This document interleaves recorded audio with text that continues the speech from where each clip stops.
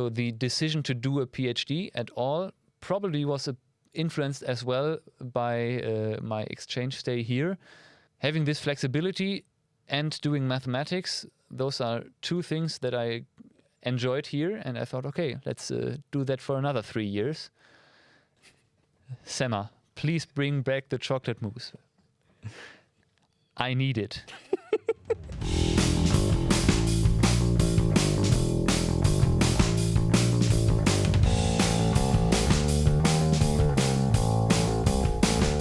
Terve ja tervetuloa. Welcome to the JYU For You podcast. My name is Irfan and I'm your host with the most glasnost.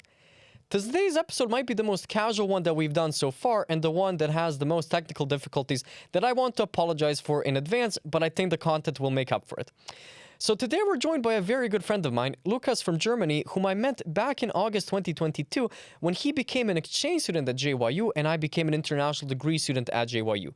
We had an opportunity today to reflect on our own journey, our experiences when we were both 2Ds, and also on Lukas's experience nowadays at JYU as somebody who is attending the International Summer School organized by the Faculty of Mathematics and Science, a summer school that has a tradition going back to 1989. I hope you're going to enjoy our little chat with Lukas. Cheers. Let's do this legit now. Okay, Are we ready? I am. Okay, no niin. Oletko valmis? Mä oon valmis. Oh, no niin, mahtavaa. You actually still remember a little bit of Finnish. A little bit, yes. Hey, though I'm not surprised. I mean, like, you're a German intellectual who had a 5 in Finnish, my Finnish, so. Yes, I mean, I took the course seriously when I was here. I took my Finnish course that mostly the degree students take, I believe. There's only a few exchange students who took it. One of them was me. And I really enjoyed it because for me, it was just a sign of respect towards Finland and towards the people here to just try to learn the language. And it also makes everyday life here less complicated when you understand some of the signs around the city center. I believe that it makes a huge difference if you come into a store or a restaurant and you say in Finnish, "Mä en puhu suomea, I don't speak Finnish, can we please talk in English?" Because the answer in Finland is basically always yes. But if you started that in Finnish, the people were always slightly more friendly. That's at least my impression. And I think having some basic knowledge of Finnish was really helpful. I think that's kind of like a characteristic of almost every society, but especially here where you essentially have a country that it has its own language. You're not going to go anywhere else that, people are speaking Finnish except like some very, very tiny communities. So showing that, exactly what you're saying, that little level of respect, it's immediately going to open up somebody, especially when they're in a situation where they're kind of being forced to speak a language that isn't their native one, and yet you're always impressed. I always have this kind of like observation, I don't know if you noticed this about Finns. A good chunk of them speak with a British accent. Is that something you noticed? When they speak English? Yeah, it has like a little bit of a British accent. I honestly have never noticed that, but my time in Finland made me able to recognize when a Finn is speaking English. So now when I'm listening to news and some Finnish politician, for example, is speaking on some news on the EU, for example, I can always tell that they are Finnish by their accent in English. I mean, it's probably the same with Germans, for example. They are more or less have a characteristic accent as well in English. And I really have a high quota of recognizing Finnish accent in English. But I've never thought of it as a kind of British accent. To me, it was always something distinct. But sometimes when I'm traveling and I hear someone speak English, I'm like, oh, this person is Finnish. I can hear that from the way they speak English. I mean, there's always that like little variety depending on like where people have been educated, whatever. Obviously, but, yeah. But my life experience here has been like a lot of the people that I meet, it's, kind of like a Britishy accent where I'm almost like, did you spend some time in London or whatever? Like, what is gone over here? Or it's like a very intense American accent, which coincidentally, there seems to be a correlation between the American accent and people listening to Taylor Swift. So I wonder, is that like it's a fascinating coincidence. But getting back on the respect thing towards Finland, you originally started off with just the exchange student course? Like, what is it called? Finnish for foreigners or something like that? Yes, I started with survival Finnish. Survival Finnish, yeah. So I took it in August, 2 weeks before the semester started, basically. It's a 2-week course that's, I don't know if it's recommended, but it's aimed towards exchange students. And there's also one that's going on in the first half of the semester. But coming here 2 weeks earlier was, I think, the right decision because I got to know the city and I got to know some people already before the real university life started. And I first took that course and I liked Finnish. I liked learning the language and I somewhat liked the challenge of it being a language that's kind of hard to learn because it's so different from all the other languages I speak. So my native language is German. I speak English, I speak some French, but none of that really helps in learning Finnish because it's just so distinct. But that was interesting to me. And then I also took the My Finnish Minun Suomea class, which went on during the semester. And I believe that means that technically I have level A1 in Finnish, although that's not active anymore, this knowledge, because obviously other than for example, English, you always hear English in the media, in social media, in films, whatever. You never really hear Finnish unless you actively try to. And that's why I lost a lot of my routine in listening to and speaking Finnish. But now that I'm back here, I realized that a little bit is still there and I can still fluently say in Finnish that I can't speak Finnish. And can ask the person in Finnish to switch to English. Kind of like on the topic of languages, I always had this discussion with my grandpa. He would say like, oh, you know, back in my day, I used to speak English fluently, but I don't use it at all. So I forgot. And I was always like, there's no way you can forget a language. And nowadays, you know, when I have conversations with people who like did their exchange programs or whatever, or I mean, even in my case, you know, I always complain to you that I'm forgetting my German because I don't use it at all. But it's interesting, we had like this conversation a little bit earlier, how you said, you know, it gets a little bit reactivated. So what was the experience coming back to Finland, getting on the train? You know, when did the Finnish kind of neurons start firing up again in your brain? I think it was already at the airport because I went to a supermarket in the airport to get some food. And I was really happy to just hear the cashier ask me if I need the receipt. And I said, "En tarvi kuittia," so I answered in Finnish. And really this little interaction already made me happy. And then I got onto the bus and onto the train and heard the announcements in Finnish. And I didn't understand everything, but somehow it made me feel like being not really home, but at a place that I know. Do you remember this thing that they discussed during orientation? You know, don't ask somebody where they're from, ask them where they feel local. Yes. So I think this might be that thing where you're feeling local. And it was the same way when I arrived here in Jyväskylä on Sunday, so a few days back. It felt local. It felt I knew the city. I didn't need Google Maps to get to my hotel. I knew where to find a supermarket, and it was just I can relax here. Now that I'm here, it's a place I don't understand everything people are saying around me, but I understand the basics and I know my way around, and that's a really nice feeling. That's why I enjoy being here, because I know where to find stuff and how to do things here. So let's just jump straight into it. Why are you here right now? You're not a student. That's correct. I'm now a PhD student in Germany, but at the moment I'm here for the Jyväskylä Summer School, which is organized, I guess, by the Department of Mathematics and Sciences. And I'm taking 2 courses in this summer school. It's a 2-week summer school. The courses are either 1 or 2 weeks long, and they are aimed towards advanced masters and PhD students, and even some postdocs are here. And the lecturers come from all around the world. So this year we have one Finnish lecturer actually, but also one from Argentina. And there's in another course that other people are taking, there's an Austrian lecturer. There's another German lecturer actually as well. So it's really an international environment. There's people from all around the world attending the courses.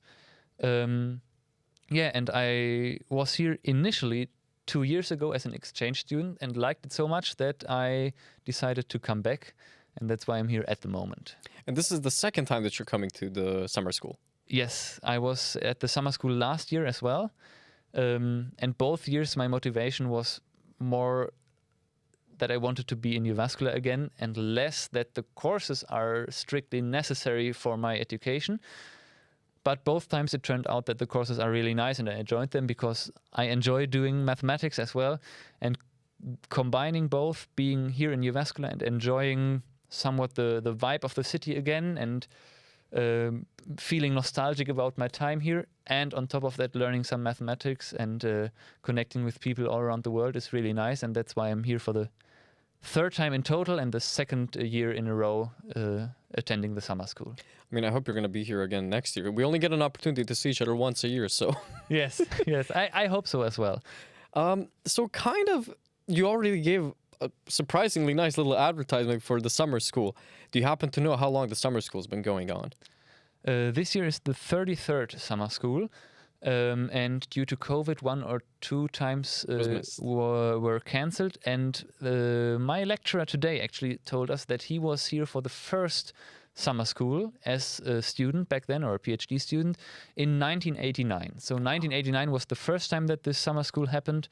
And then this year is the 33rd time, and it's quite a big summer school. So someone yesterday told me that over the span of 2 weeks, there's going to be around 200 students.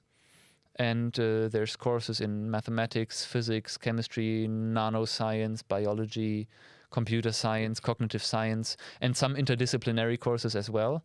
So it's not just restricted to mathematicians. I love it how we didn't even plan this and you immediately have the information. Looks like somebody had a good education. Yeah. I'm trying to figure out, is there anything that I can ask you that you won't immediately have an answer to it? But let's go with this. So how did it feel for you to just come back to a department where you feel local, where you used to have classes? Because if I remember correctly, coming to JYU was your first and only exchange experience. Yes, it was. And I really back then didn't actively choose Jyväskylä as the place for my exchange, but my motivation was, okay, I want to go to the north. So I come from Germany, so north is basically Norway, Sweden, Finland, or Denmark. But then I said, okay, Denmark is too close to Germany. So I looked for partner universities of my home university in Norway, Sweden, or Finland. And there was just Jyväskylä, so I ended up here. And I really enjoyed my time here because I liked the courses, I liked the environment. It was always very small courses. I think I never had more than 10 or 15 people in the course, and the professors were very nice and they seemed approachable, and it was a very pleasant experience here. And coming back this year was also very nice, although it's a little bit different now in the summer school because you're not having like a regular lecture, but it's these mini courses with some more students. But still, I really enjoy the aspect, the mathematical or the educational aspect of being here as well, and being back in the building that we had our courses back then also brought up some memories, and I really enjoy it. So how's the social aspect of the summer school been? Because I think there was like some social programming. Yes, there's a social program organized by a local here. There's an opening dinner, and there was a sauna evening, and we had a game night, and I don't know exactly what's happening next week, but there's a lot of stuff being organized for people to meet up with each other. So that's also pretty nice, and there's also a big WhatsApp group where people organize stuff independently. So there's a lot of stuff going on as well outside of the classes. And the nice thing here in the summer school is that the arrangement is so free somewhat, and it's not a regular university course, that also the professors participate in these events. So there were a lot of professors at the sauna evening yesterday, for example, because none of us are really in a professor-student relationship for a long time. It's just for this fun course, basically. So it's even more approachable than the standard courses and the standard professor-student situation here. And then they say that, you know, scientists can have fun and actually have like a social setup.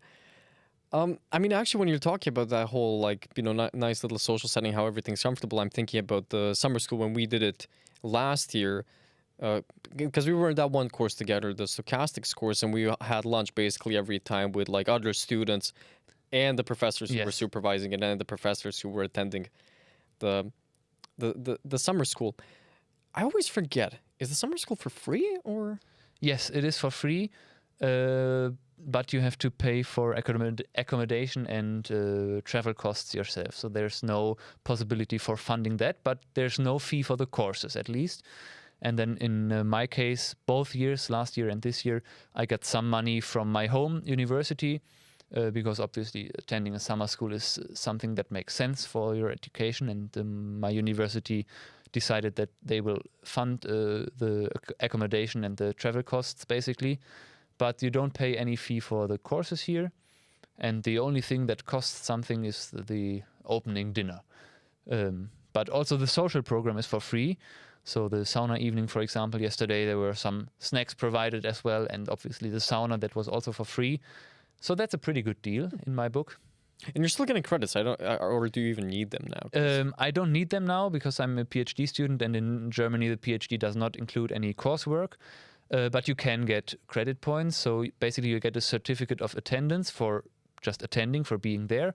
And then with some extra work, which means basically in mathematics mostly handing in some exercises, you can get 2 credits per course. And there's also 3 credit courses which have a bit of lab work or something like that. So if you need them, and if you have arranged with your home department that they are transferable, you can get credits for the courses here. Actually, I think there's one course in computer science, or I guess artificial intelligence, because AI is in nowadays. I think they have like, the baseline is 2 credits, and I think you can get up to 5 credits for some sort of a project. So I guess it's a relatively easy way to get a bunch of credits if you need them. And it's also, once again, pretty flexible. I think that's something that the Finns like to do. There's very flexible formats for an exam or for some kind of evaluation. So in the one course that is lectured by a Finnish professor, to get the credits, we have to do a learning diary where he said, okay, at minimum, just make notes in the lecture and send them to me.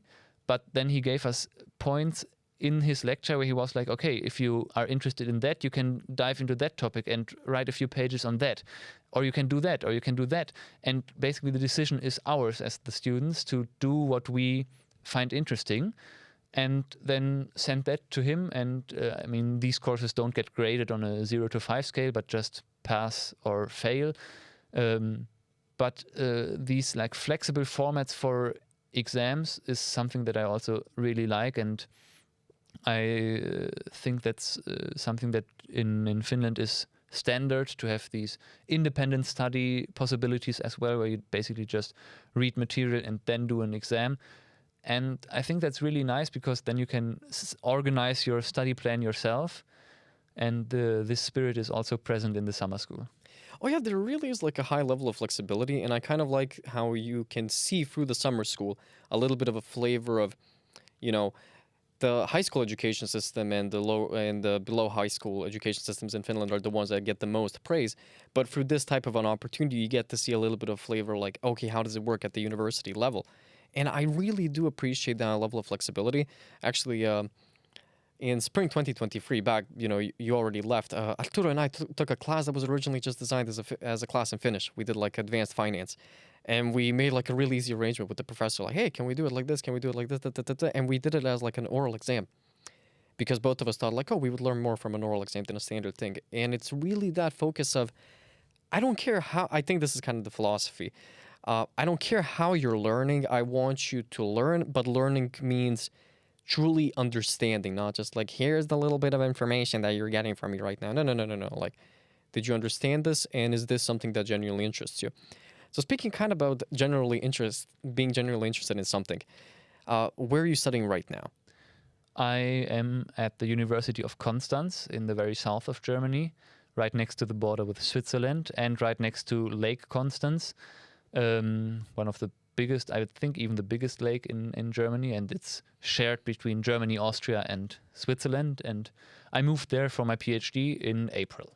So we had this like a little bit of a conversation beforehand. We're not going to bother anybody with the mathematics. I don't want anybody to turn off the podcast immediately. But we had this conversation how originally you had this big interest in differential geometry, and now you did a little bit of a switch towards calculus of variations. And what I found interesting was how you were telling me about your decision-making process. How, and you can jump in at any time and correct me if I'm getting something wrong. You kind of had like a little bit of a list. You had the field that you were interested in, and then you contacted people, and based on that, you kind of made a decision. Or granted, I guess your home university advisor made the decision for you. But you keep highlighting, this independence, this flexibility, this respect that you saw when you had your exchange in Finland. Did that in any way, shape, or form inform your thought process when you were choosing where to do your PhD? I don't think that that was the most important part, but I would say that it kind of enforced my motivation to do a PhD, because I thought, okay, academia is a nice field to be in, and the time here with the courses that I have really good memories about and that I really enjoyed, really made my motivation to study more mathematics even higher, and I wanted to do more of that. So the decision to do a PhD at all probably was influenced as well by my exchange stay here, because I saw a different university system, and a system that's somehow a little more flexible, and I thought, okay, this flexibility that you have in a PhD as well, because you're basically doing research on a topic that you choose together with your advisor. Having this flexibility and doing mathematics, those are two things that I enjoyed here, and I thought, okay, let's do that for another 3 years. But in choosing the place where to do the PhD, my exchange stay influenced just a little bit, because I had these good memories from Jyväskylä. I actually checked if I can do a PhD here in Jyväskylä as well. But in the end, it ended up with the University of Constance, so I stayed in Germany. But if at any point the University of Jyväskylä wants to offer me a postdoc position, I would be down for that. Researchers, he's available in how many years? The plan is to finish in mid of 2027. So I could come for the autumn semester 2027. But okay, all jokes aside, would you actually be interested in doing a postdoc at JYU? Yeah, why not? I mean, obviously you have to find a professor and advisor who works on a topic that you're interested in and who has some grant to employ you. But Jyväskylä as a city is a place where I could see myself living for a few years during a postdoc, definitely. So what is something that like you genuinely really appreciated about this city? Because you've had, 2 years from the exchange experience to reflect on it, I hope at least a little bit. What is the most meaningful thing that you think about when you come back here? Okay, so first of all, the city is really nice in that it's big but not big in some sense. So it's the 7th largest city in Finland, or the 5th largest if you consider the capital region as one city. But it's not really a large city if you compare it to big cities, for example, in Germany or in the US, because there's only around, I believe, 150,000 inhabitants here. And you have the 2 big lakes, you have a forest nearby, you have several national parks that are in reach. But on the other hand, you have all the infrastructure you need from a city. And this interplay between nature somewhat having the vibe of a small city, but the infrastructure of a big city, that's really nice. And then another thing I really enjoyed, but I guess that's not limited to Jyväskylä. It's only that this is the only place where I experienced it, but I guess it's the same in other places in Finland, is that people, and this is going to sound negative maybe, people genuinely don't care about what you do. But I find that good. So if you don't engage in conversations, in socializing, no one is forcing you to do that. And maybe in the same direction, Finns sometimes get the reputation to be very reserved, but I think they are just honest. Oh yeah. Because if you talk to them, they are very nice, they are very helpful, they are very genuine, but there's no like false smiling all day and telling everyone that we are best friends when we have just met. And this culture of like honesty and also leaving people alone if they don't want to engage is something that I really like, because I'm this kind of person who can just walk through a city for a few days and not talk at all with anyone, and basically no one cares about what I'm doing. But if I have a problem and I approach someone, then they really do care and they help me, and this is really nice. And I guess it's not limited to Jyväskylä, but rather maybe a Finnish mentality thing, but I really enjoyed that. So I agree with you 100%, as you already know. The one thing that I will add to that, I do think that you have a little bit of a better experience in Jyväskylä just because it is a relatively small city. And this is what I've heard like from other foreigners and Finnish people who say that people are just a little bit friendlier here. And I think that just comes from the fact that it's a relatively smaller community, so you have this feeling of closeness.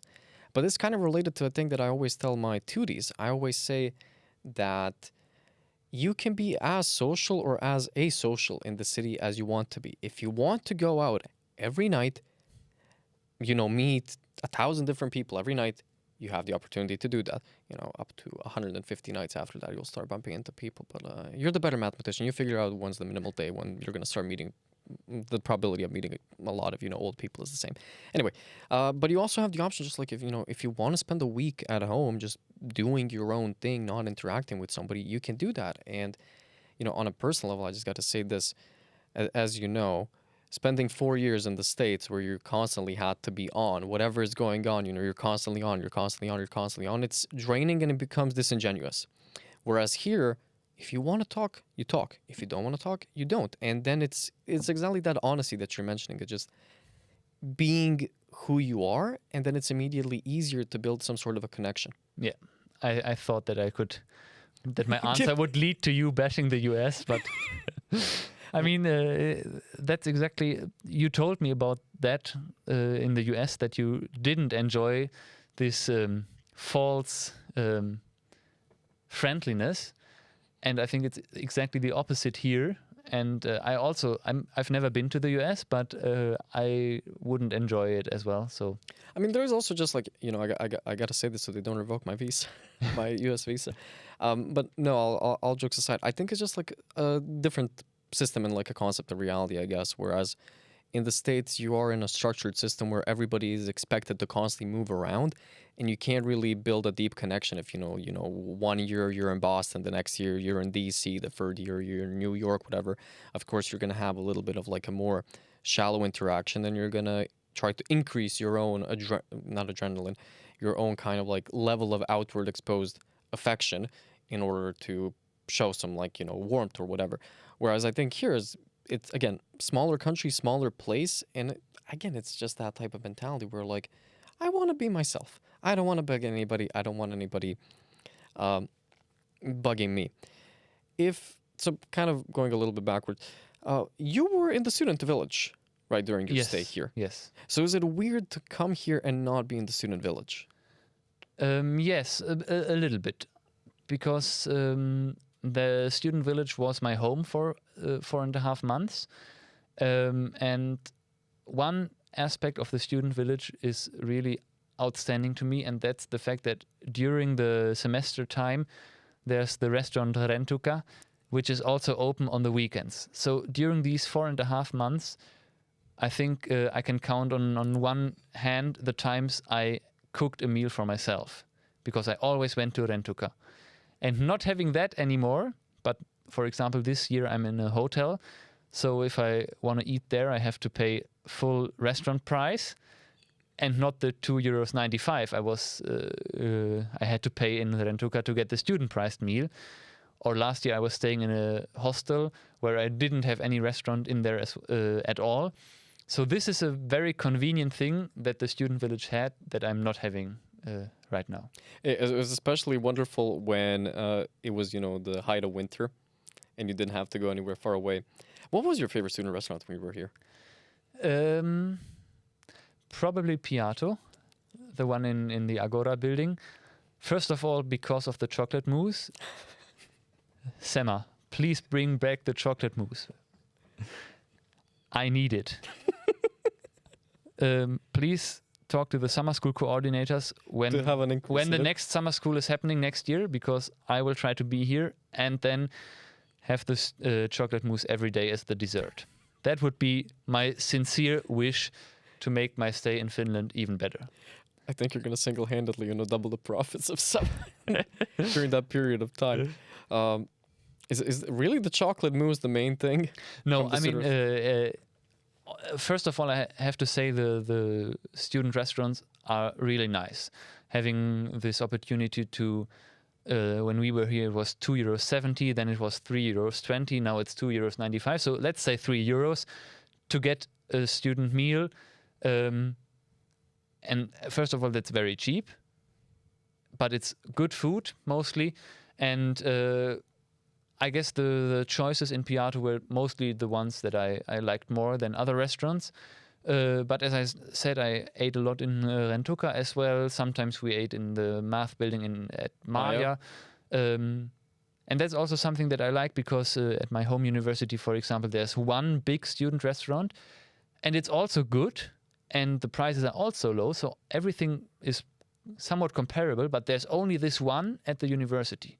And here you have these smaller restaurants all around the city. So wherever you are, there's a restaurant. I can't speak English anymore. There's a restaurant close to you or nearby.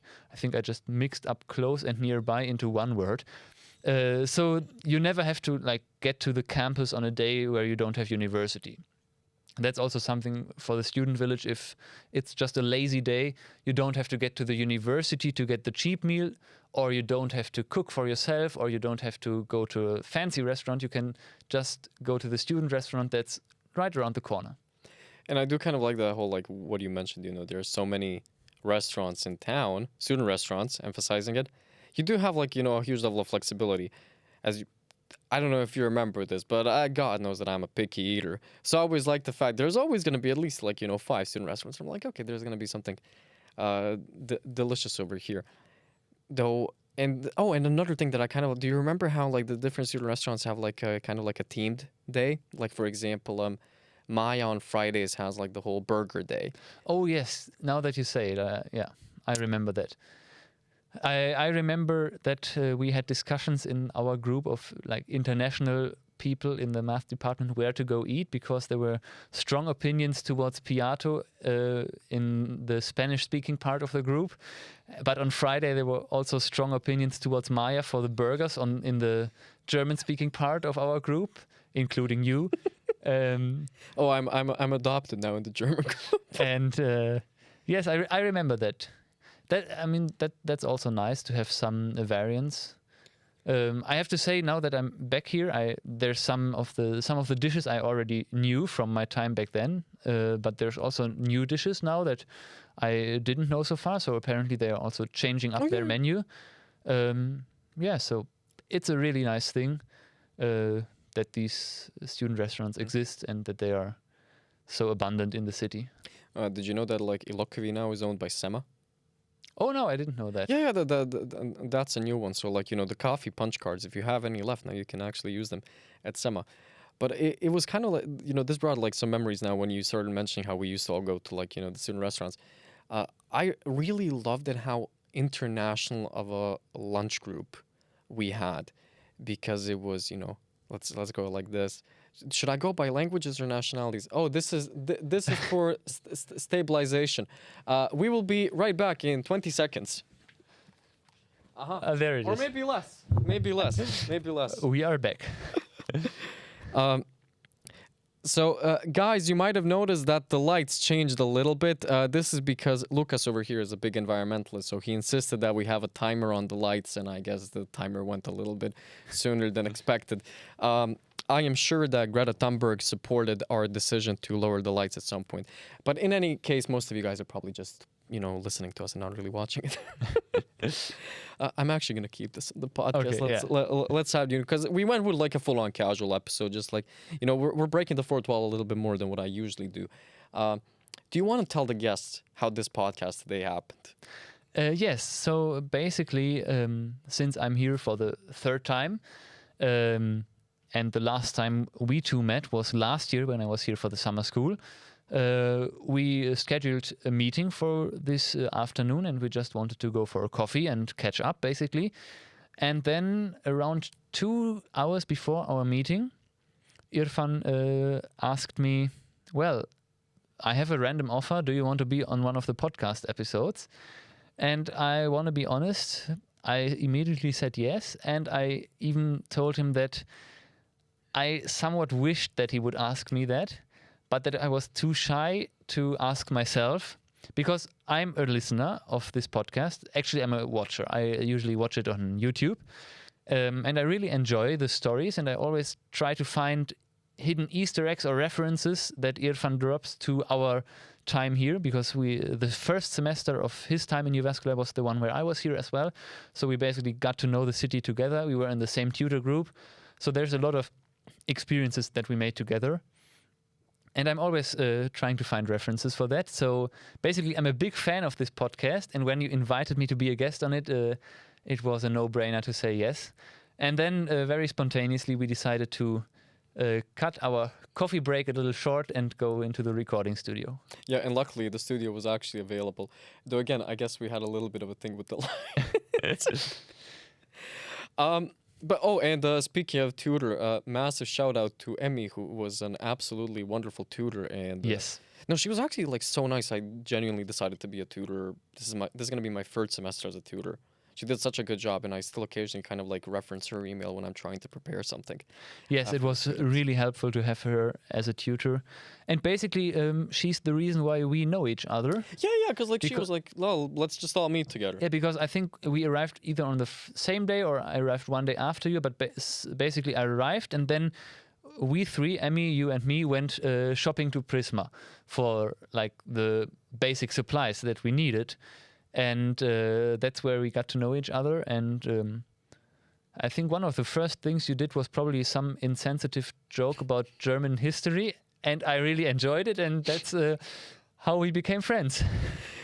That's the part that I'm going to have to cut down. It wasn't an insensitive joke. I think it was a joke about Brezeludazovas. I always make jokes about... No, it was a joke about Lidl. I think it was a joke about Lidl. Yeah, probably it was not a hardcore joke, because you also wanted to like let's balance it out. Balance it out and see if the German has some humor. You actually do. It's like I genuinely believe that everybody has a good sense of humor. You just have to give them the freedom to actually express their sense of humor. So just going back to kind of like, the lunch group, nationality-wise, I think it was really cute how we had it. We had people from Germany. We had me, I guess, from Bosnia and Herzegovina. Bosnia and Herzegovina. This is a funny one. I never know how to pronounce my own country's name properly in English because I've heard so many variations of it. A person from the Philippines, a lot of people from Spain, and also people from Finland. And it was really nice because, essentially we all met in a math course. But I don't think, we didn't all just have math conversations after that. We just had, really pleasant conversations about Yes, it was a life. Nice group. And I think it was, to me, that symbolizes that level of what internationalization should be about, where kind of also like what you were talking about, the social aspect of the summer school. It's people just being, I like to call that integration on the ground. People from different backgrounds and perspectives just talking with each other, understanding each other, and, like in this case, hopefully building enough of a good friendship that, you can randomly drop by on the podcast a year later which will hopefully get aired if I happen to figure out how to resolve the issue with the lights. So kind of something that I wanted to ask you before we wrap it up, before, all of the technology shuts off. There was an interesting story that you told me what you ended up doing here on Wednesday. So let me set you up as follows.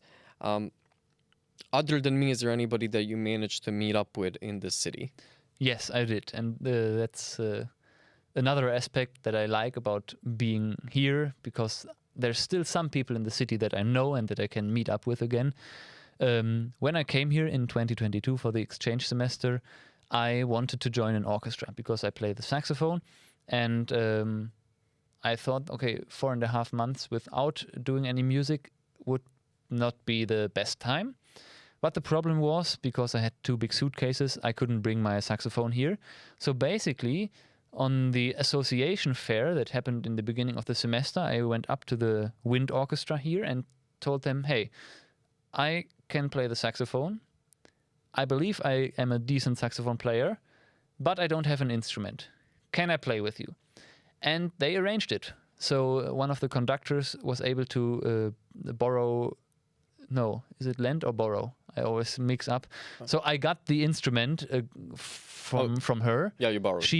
I borrowed it from her. Yeah. Okay, this way. Yeah, a little English vocabulary lesson.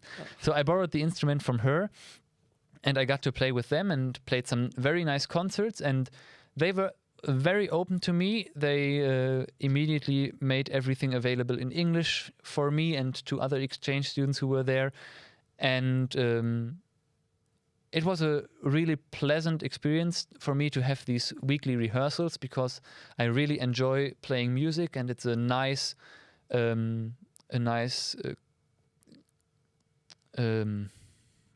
counterpart to like doing math all the time. And actually, this year and also last year, I managed to meet up with this orchestra again and to have a rehearsal with them, and that was what I did on Wednesday. And obviously also because it's a student orchestra, some people leave the orchestra, but there's still a decent amount of people I know from back in 2022. And I enjoyed meeting them again and keeping in touch there. And who knows, if I come back for a postdoc, maybe I will be a regular player of the orchestra once again. Well, hey, let's leave it on that, with the possibility of a future Lukas enjoying being a postdoc at JYU in the math department and also being active in the orchestra. So I want to give you this opportunity. Is there a message that you would like to leave off for soon to... Actually, I think some of them have already come here, but mostly for incoming exchange students? Yes, I have to think about how to phrase it, but basically, if you plan to come to Jyväskylä, do it. Don't be scared of things that might seem overwhelming in the beginning. There's the tutoring system. There's the JYU, the student union. There's the Erasmus student network. There's a whole bunch of other exchange students. So there's a lot of people willing to help you who are open to exchange, and you're going to have a very good time here. And for those of you coming from other countries where maybe the relationship between professors and students at the university is a little more strict, like Germany, for example, don't be afraid to approach your professors. And if you have problems, if you need special arrangements, whatever, if I learned one thing, it's that Finnish professors try to make it happen and try to give you the best possible the best possible opportunities to finish your courses or to arrange an exam that fits your needs or whatever. So don't be shy to approach people, and Finns are no monsters. They are very nice. You just have to talk to them. And if you don't feel like talking, then don't. Well, hey, Lukas, thanks a bunch for your time. Thanks a bunch for the insight. This was a lot of fun. And on a personal level, as somebody who genuinely loves both this country and this city, it brings me a lot of joy to see somebody, who continuously keeps coming back here, who actually has a desire to come here at some point and add a little bit of extra value to the city. Because I think Jyväskylä is genuinely a lovely city. JYU is a great university, and people coming back and giving back to it, I think I as an individual who feels part of this community, who feels local here, I really appreciate it. You guys, I hope you really enjoyed this episode, a little bit more casual, a little bit more chill than the other ones. Apologies for the slight technical difficulties. It was, an act of electricity. If you guys want to check out other episode of the JYU For You podcast, you can always find the details in the link in the description. For all of the students who are contemplating about coming here to JYU to be an exchange student, if Lukas didn't convince you, I don't know that I can. Also, for all of our incoming degree students, this is also like a great way to see that even if you're an international degree student, you can also build a connection with different exchange students, and you can really enjoy an international environment at JYU. Thanks again, you guys. Sorry for the little technical difficulties. Hopefully none of them are going to be here in the next 2 weeks. And have a wonderful weekend and enjoy. Kiitos ja moikka. Cheers.